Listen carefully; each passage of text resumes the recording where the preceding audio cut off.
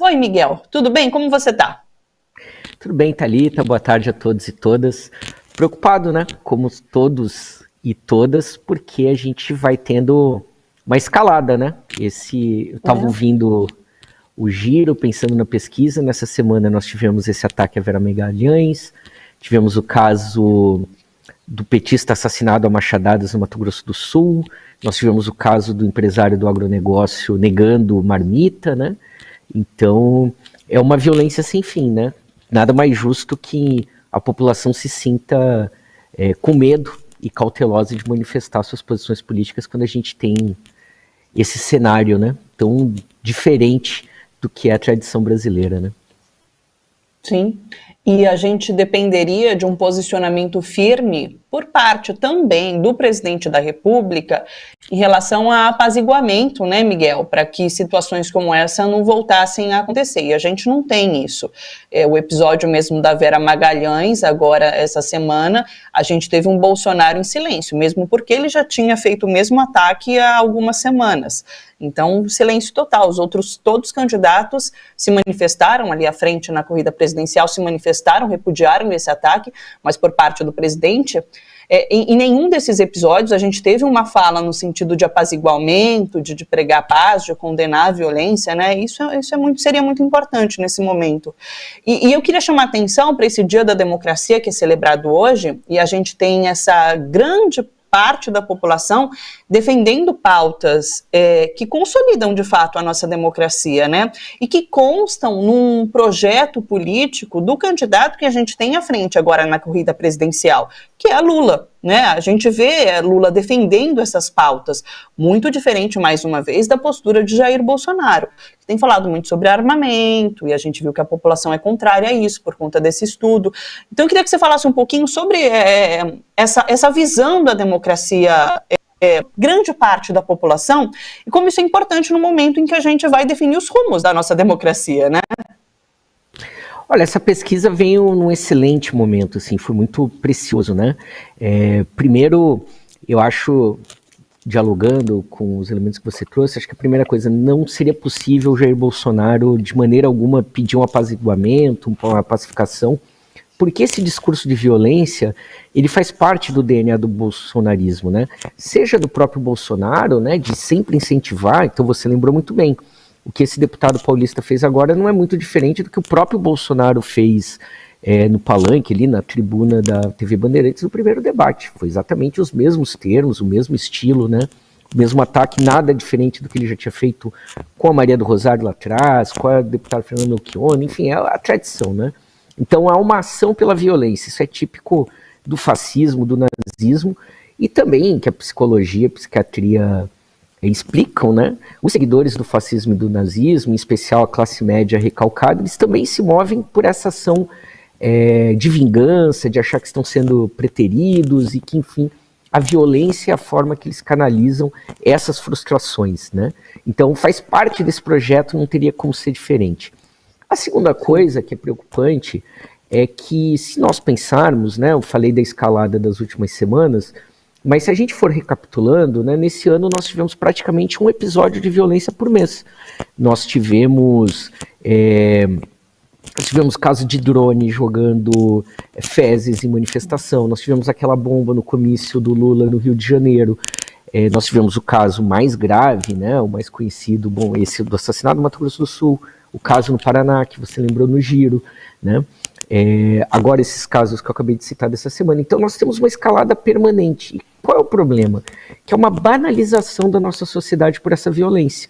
E nisso os meios de comunicação são muito responsáveis, porque se a gente lembrar, o ano de 2018 começou com o assassinato da Marielle Franco.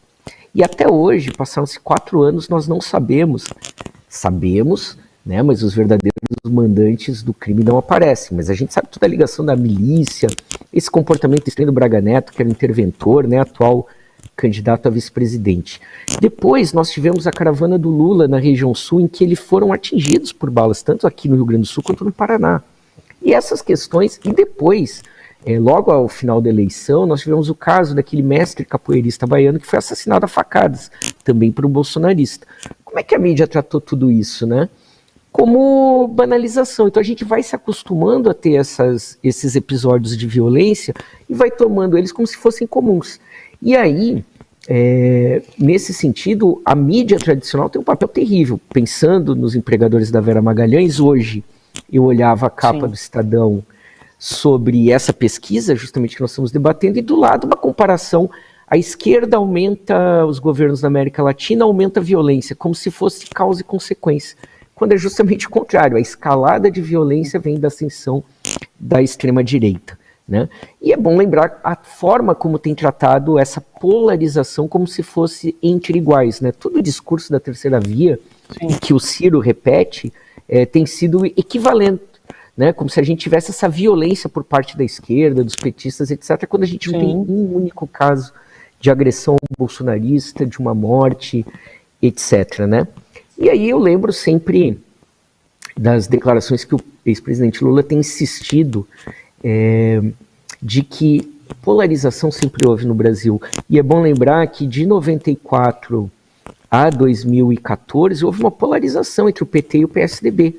E nós nunca tivemos nenhum caso de violência, nenhuma agressão, nenhuma tentativa de assassinato ao Geraldo Alckmin, ao José Serra, ao Fernando Henrique Cardoso, ao próprio Lula, né? Então o Lula sempre tem insistido de que uma coisa é ser adversário, outra coisa é inimigos. Essa é a diferença entre o comportamento de como os neofascistas fazem política, enxergando na esquerda, em tudo que é diferente, em tudo que não é conservador, em tudo que não é branco e masculino, né, como inimigo.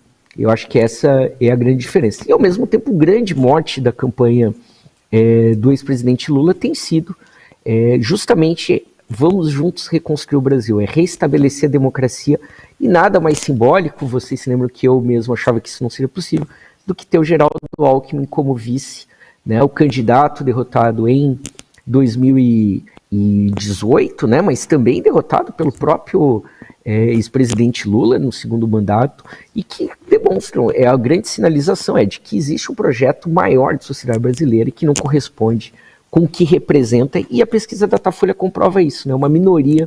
O que o bolsonarismo radical e raivoso representa não está de acordo com os interesses e a vontade do povo brasileiro. Você citou Geraldo Alckmin, mas a gente teve essa semana também a Marina Silva, né, se aproximando de Lula num ato bastante simbólico e muito importante para a campanha, nesse sentido de formação de uma frente grande, buscando ideais diferentes do que a gente tem hoje. Então também foi um passo importante, né? É muito importante você falar sobre essa questão da polarização. Eu tenho ouvido muito, né, críticas em relação à polarização, porque o que a gente tem hoje é isso: é um lado que mata e um lado que morre, né? E não há polarização, não dá para... É irresponsável você falar sobre polarização nesse sentido. Eu tenho uma reportagem do UOL hoje mostrando que até os pesquisadores do Datafolha têm sido perseguidos, né? Tem o caso de uma moça que foi perseguida, saiu correndo, chamada de comunista, e quando ela caiu, levou um tombo, daí essas pessoas que a perseguiam pararam. Mas assim... É uma escalada de violência, é um temor constante. Eu lembro que quando esses casos começaram a acontecer, eu conversava com o Fernando Horta por aqui, e ele falava sobre como isso tudo é um certo fenômeno de terrorismo, de fato, né? Porque a população acaba ficando, grande parte da população acaba ficando nesse constante estado de terror, de medo, por conta disso tudo. Então, são tempos difíceis que a gente está vivendo.